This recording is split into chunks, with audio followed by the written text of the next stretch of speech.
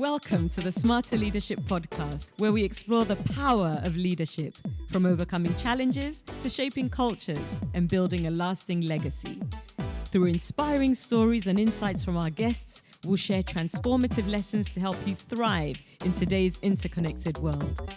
I'm Tuchi Voe. Join us for conversations that will inspire thought and action. Estelle Akofio-Sowah is a Ghanaian business leader and digital infrastructure advocate, currently serving as West Africa Regional Manager for CSquared. With over 18 years' experience, she's held pivotal roles, including Country Manager for Google Ghana and Managing Director of Busy Internet, where she spearheaded award-winning initiatives to expand internet access across Africa. A graduate of the University of Sussex in Economics and Development Studies, Estelle is a fellow of the Africa Leadership Initiative, West Africa, and a member of the Aspen Global Leadership Network. She currently sits on the board of Stanbic Bank and has been recognized as one of Africa's top 100 women leaders. So Estelle, you've had an illustrious career in the tech industry, from Busy Internet through Google, now at CSquared. Yep. And I really want to spend some time today talking about, your leadership in this arena, your leadership in general. But I'd like to maybe start with looking a little bit about who you are as a leader before we talk about this. One of my favorite thoughts when I think of you, I saw you one day many, many years ago in church with your father, and the way you were rubbing his back, you were looking into his eyes, and I said, this is just, I felt love. And I often questioned if this, feeds into the way that you lead people at work. So let's talk a little bit about your background, you know. What were some of the values that you held from growing up to date? Yeah. You've almost made me start off with tears, Tucci, bringing up my precious dad. And so, just to touch on my upbringing, my parents, my mom was a teacher. My mom comes from a very small, most remote part of Scotland called Shetland. She grew up during World War I and II, without running water and toilets in the house, and so really simple farming life. She obviously had a bit of a wild streak in her because she left Shetland, which was rare for people to do at that time, and moved to Edinburgh, which is where she met my dad, who was this 6'3", gorgeous African Ghanaian man, very likely the first black African person that she really met or had an intimate relationship with. And they fell in love. He played the sax and drove some little red car, sporty red car anyway. So he was a kind of funky man. Exactly. And a gentle giant, which he was throughout his life. And so they fell in love and had my sister and I, and moved to Ghana when I was 6 months old. And so my dad... what was Daddy meant to be based on what he studied? But he ended up being a business person. He was the first child in his very large Ghanaian family. My granddad had 5 wives, and my grandmother had 10 children. Wow. They've all gone on to have 35 of us, and we've also had, 2, 3, 4. So a big Ghanaian Ghan family. So my dad was a businessman and went through ups and downs of it being successful or not. But we had a simple home, and financially things weren't always easy. But my mom being a teacher, and then my dad just being a very loving person. We grew up in a very simple household, and you were all very close, tight-knit. We were close. We were close, but just everything was simple. And it was about valuing each other. And so I really feel blessed with that upbringing of being able to walk out the door each day, not thinking that I was a girl or that I was mixed race, or I was Estelle Nanyoko Akofio-Sowah. I was daughter of, I was sister. loved. And I was just encouraged to step out boldly and recognize the value in myself, but also the value in others. So that was, I think, is a core part of my leadership as well, is really loving others. I know a lot of people often ask me, oh, in Ghana, can you lead like that? But I found that human beings respond well to love and to respect and recognition of the gifts that we are all given. Absolutely. You know? Yeah. So okay. And you see, we've touched quite a bit on this side, the love, the empathy, the compassion, but I also know you to be a very no-nonsense leader, and you can definitely put the gloves on. You can be tough when you need to be. So where do you think that side of your, let's say, principles or behaviors comes from? Probably my mom being a teacher. Okay. So, and everyone I meet that my mom taught, she's very often people's favorite teacher that they've ever had, because she actually was very clear on boundaries. So when it was time to study, it was study hard. When it was time to play in the classroom, it was play hard. And I think that, again, has been a principle for me. So at work, we have a lot of fun as well. But when we're working hard, we work hard. When we're having fun, we have fun. So I think and my mom's always told me that with kids as well, that is how kids perform best, is when they just are very disciplined. Exactly. And when they know when to have fun, when to, be serious, just make things clear to people. So, yeah. So what are some instances, in the workplace where you've had to be a bit of both? Are there some examples, some stories that you can share? And there may have been some very difficult moments as well, knowing that you have, very strong relationships, you're an empath, you're able to, but at the same time, that results need to be delivered, and, you're struggling or having a tough time. Have there been instances where you've kind of had to play both hands at once, and can you maybe share some? I think it's a constant. All the time. It's a constant, but I think some of them are, times when, let's say, at times when Ghana's economy has been going through difficult times and you're not able to review salaries, and your employees are looking at you and discussing with you that things are difficult, and that they're difficult, and I'm more senior than them, they're difficult on my salary. What are they like for them? And that balance of still keeping people motivated, still pushing them even to do extra hours and go the extra mile when things are tough. I think other tough times are like times when maybe we've been shutting down a business unit, and so some people have been losing a job. That hasn't necessarily happened in Ghana, but to our other country offices. And how do you keep the team still motivated again, through those tough times? And I think that's when I'm no nonsense. I sort of say to people, I say very clearly to them, if you're here, you're here, and I'm expecting 100%. If you want to leave, I'll give, you have my blessing, and I'll give you all the support you need for the transition out. But make that decision, and whilst you're here, it doesn't matter. It doesn't matter. You still have to deliver. And we're all responsible. I think that's a big thing for me as well, recognizing our collective responsibilities, both in the workplace and it's a big thing for me even as citizens of Ghana. Is how do we make sure we all recognize our individual contributions to the business, to the country, and not thinking that it's in someone else's hands. We're all leaders in our own space, So this is maybe your approach, probably, if I can summarize it, or maybe you'd add to it, but, as a high performance, driven leader, where you have people in your team who are simply not stepping up, are there times when maybe frustrations take over? Do you how early do you, kind of cut the leash? What is really your approach to managing these situations?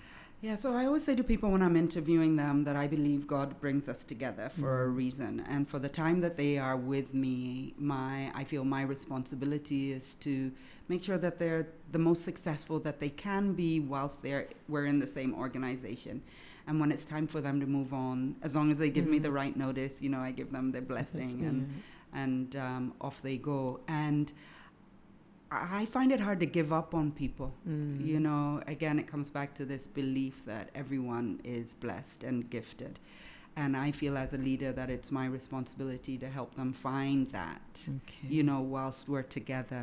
And so I've been pretty, blessed with some good teams. With good teams. Yeah. And, it's almost like, I feel like almost 99%, even maybe I could add, of the people that I've worked with have, we've been able to find where their niche is, where their gifts are, and where they can flourish, or else work them out of the system. Yeah, and I think that it's one of the important things that, it's about what value are you bringing to people? When you bring value to them, they they recognize that and they stay. So it's not always about what the business demands, but what do they demand, and then helping them to find it. Yeah. But of course, when they're not able to, then... Yeah. Just yesterday, I think it was Google Photos. You know how it sends you these reminders of photos. So it was from May 2014, a Kenke party that we were having. And I'm still working with the majority of those people, 10 years later. And so I think next week there's a Kenke party that's happening. So, I pretty much have long working relations with most people. And but there's obviously been those few that some people don't enjoy my space as well. I'm always surprised when that happens.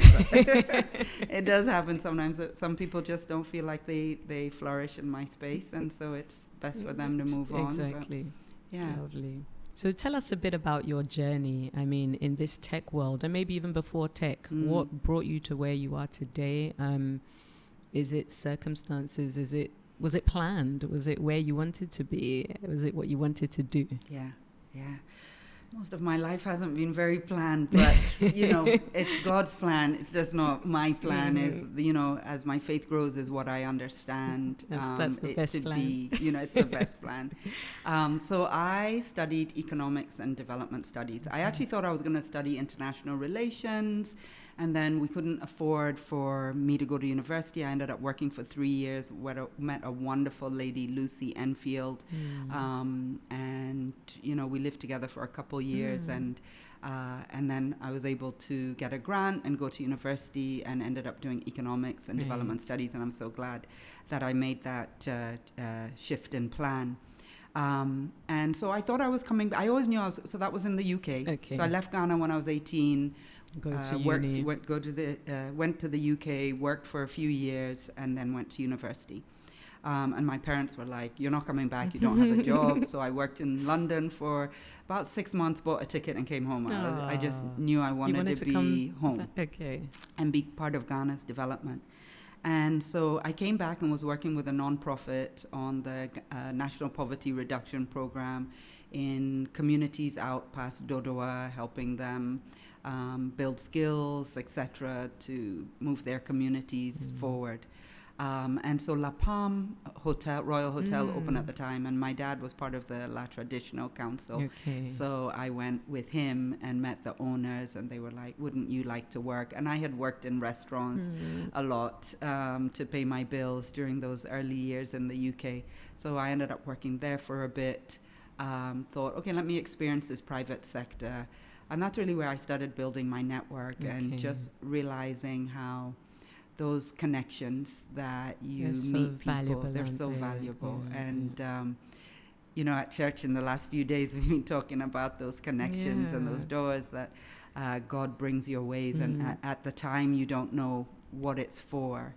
And I think that's, again, one of my core values is every encounter is for a reason. And so live in the present, and experience each experience fully, even if it's a difficult experience. Don't rush through it, because it's about building you and preparing you for future.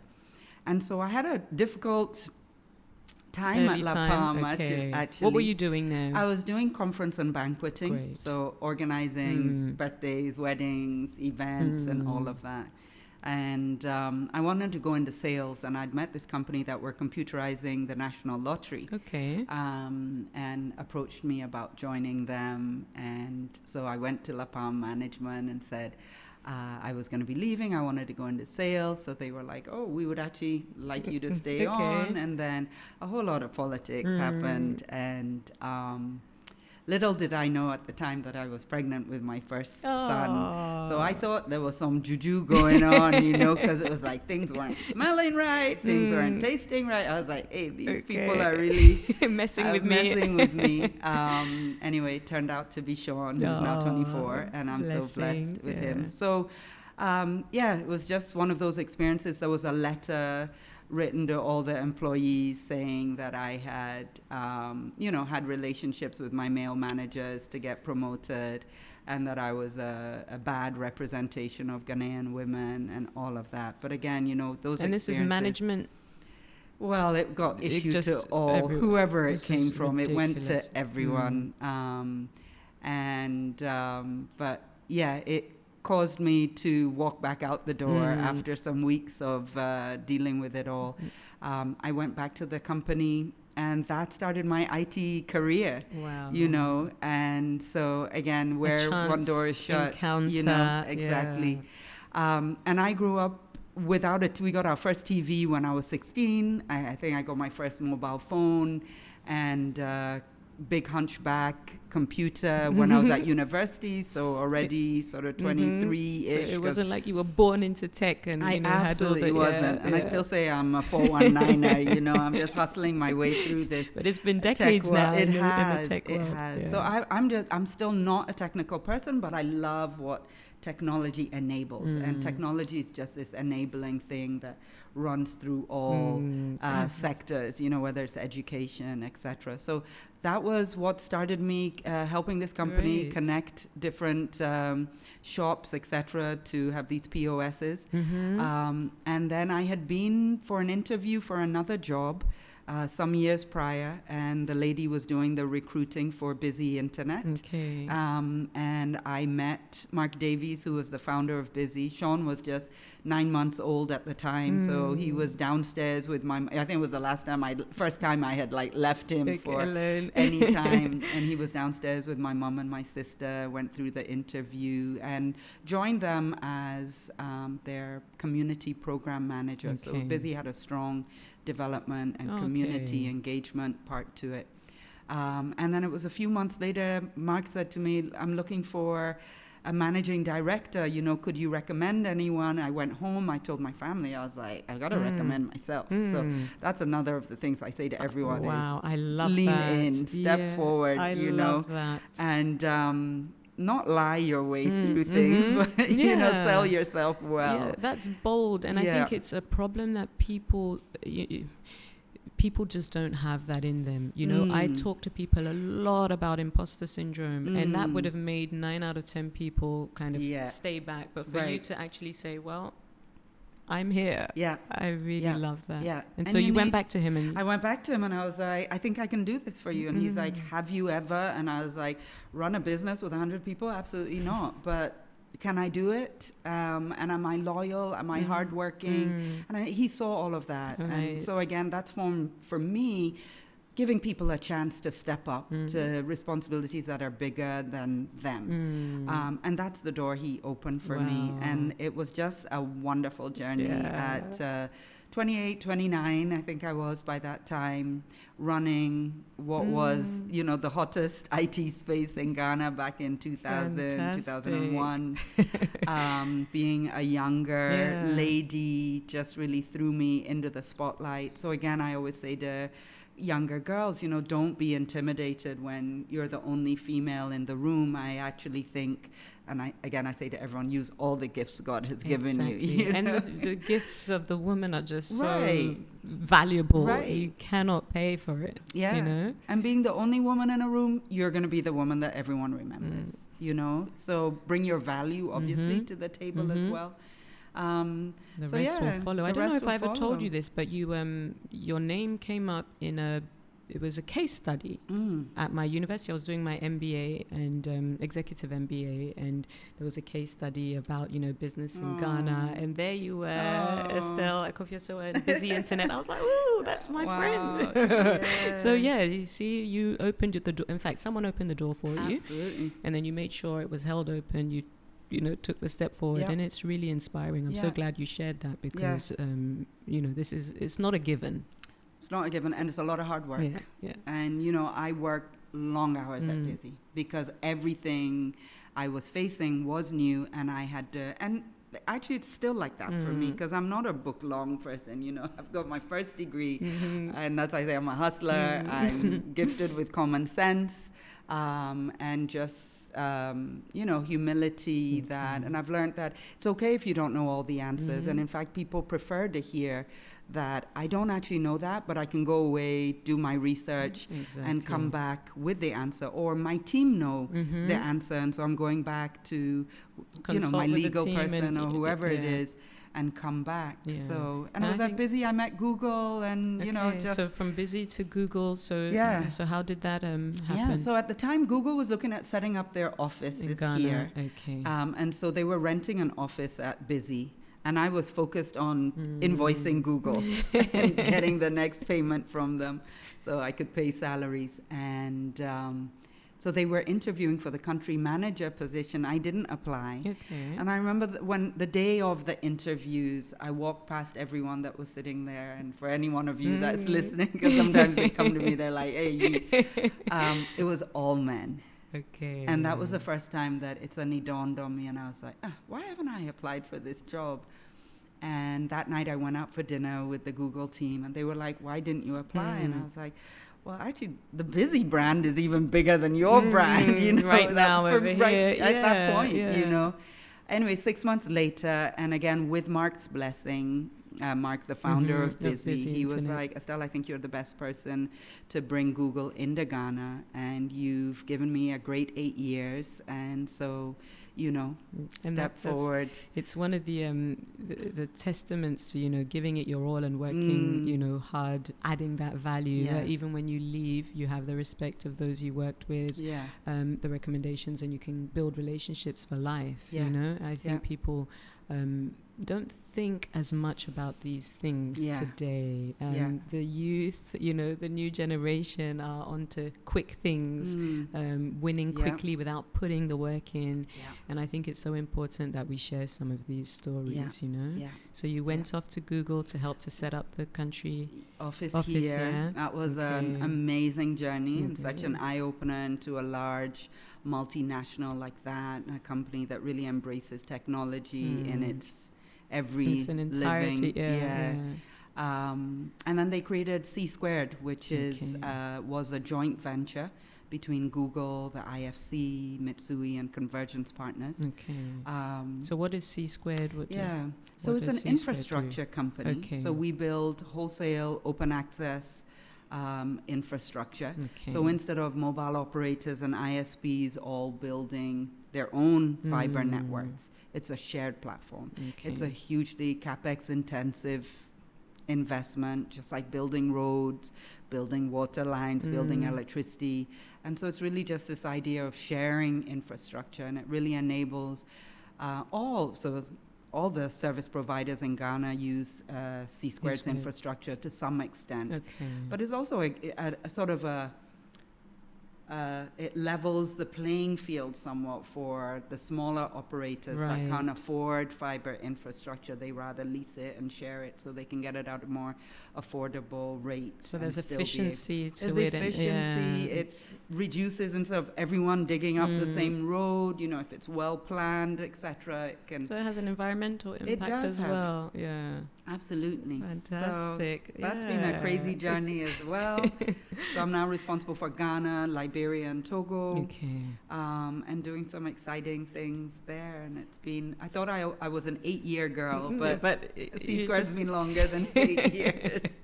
You're going with the flow to some extent, And how is it, working in the other markets, Togo, Liberia, Ghana, especially when it comes to the people side of things? Is it similar? Are there different challenges you face in any of those other countries that you don't face here, or vice versa?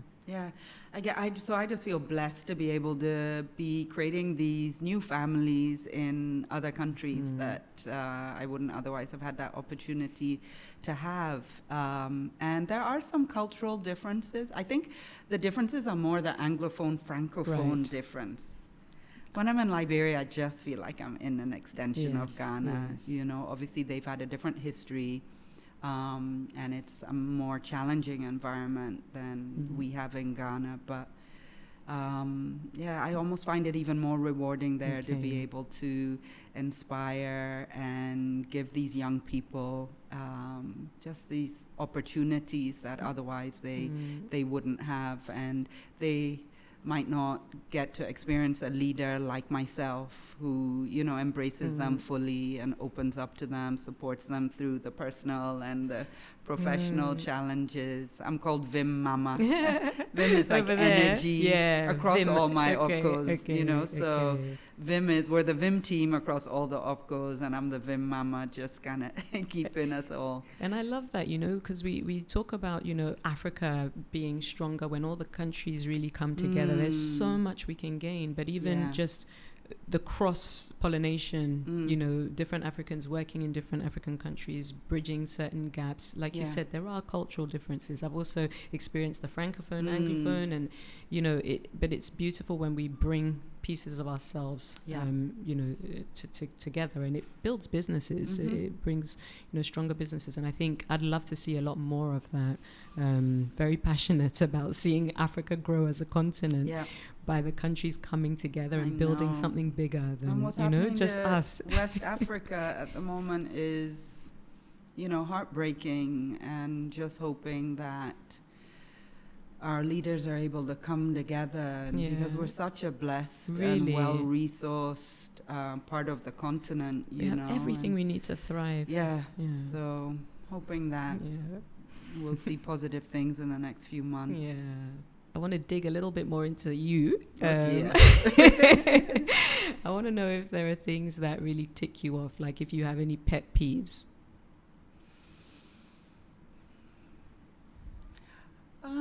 So I had to think. I always say, you know, the thing that falls in my head first is probably the right answer. But maybe it's just people not recognizing their value and strengths, kind of not leaning in, stepping forward. You know, I've had team members, so that none of my current team think I'm talking about them, but some people might, you know, and especially when it's a lady, you know, and I'm like, come on, you know, life is for living, dig deep, you know, no one's going to help you. You got to help yourself. You got to, and it's not going to be easy.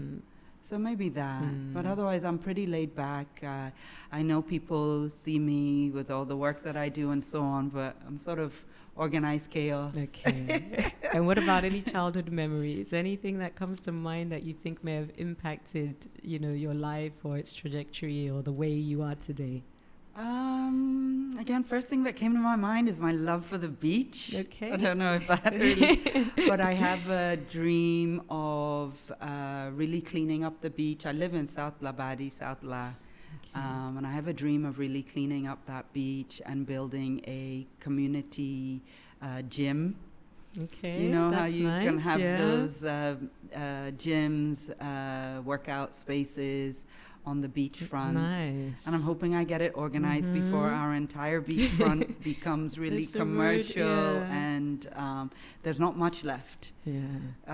So yeah, I'm from La, so I'm from the water. Star sign, I'm a crab, so I'm from the water. Really a beach My babe. mom is from a very water-surrounded place. Yeah, so that's where I feel best. And yeah, if ever I'm feeling down emotionally or I'm actually not well, if I go to La Pleasure Beach, it's like I'm healed. You know, beautiful. after I love that. the beach as well. It is healing. The water, you can't see to the other side. It just kind of takes you, you know, away.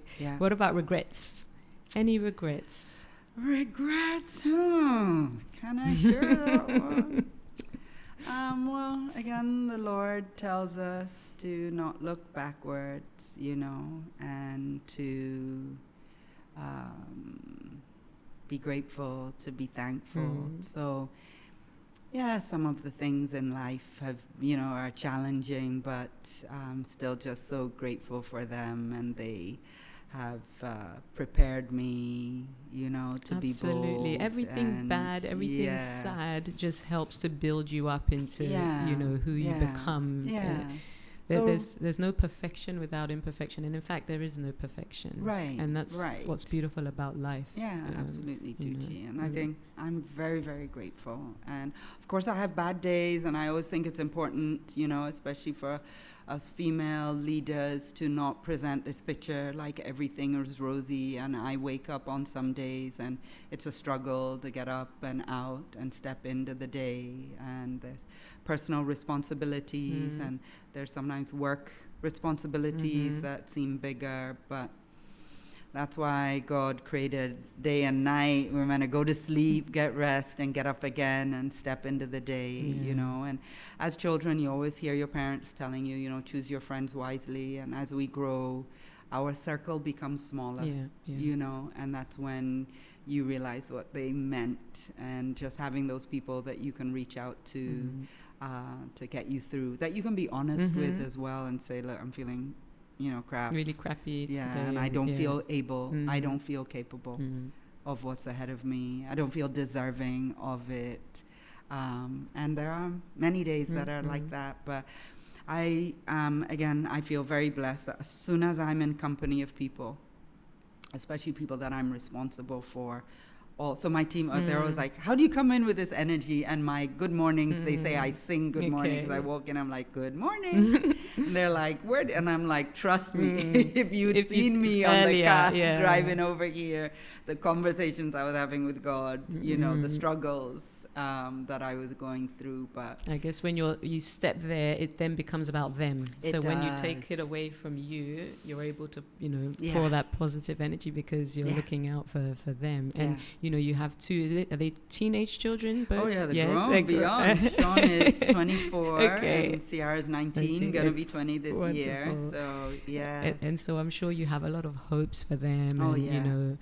desires. And for other young people who are maybe stepping into university, stepping out of looking to enter the business world or the world of entrepreneurship, what advice would you give them about life in general, about you know, leadership? What would you say to them based on your own experiences and learnings? Yeah, I think not to be too hard on themselves, also about trying to like define themselves and say, you know, I want to go in this career direction or that career direction, you know. Yes, you should be thinking, but life is about experiencing and learning as you go and on the field. So you know, don't be too tough on yourself. Love yourself. Appreciate yourself. But be bold. Work hard. Be open to opportunities. Be open to opportunities. Try looking things. At your story. Fail. And then try and step again. up. Try again. Beautiful. Yeah. No, I've really been inspired by our talk. Thanks, there's been a clear mixture of, you know, boldness, stepping into, but also allowing opportunities to present themselves and not being afraid to take them. And I think that a lot of people will benefit from that, because you know, we put a lot of pressure on ourselves. Can we do it? What if you can and you didn't give yourself that opportunity? So I think I'm so glad that you came and shared these with us today. Thanks so much. Looking very much forward to our next chat. Yes, we have future plans, so looking forward to that as well. Thank you so much, Estelle. Thanks so much, Tucci.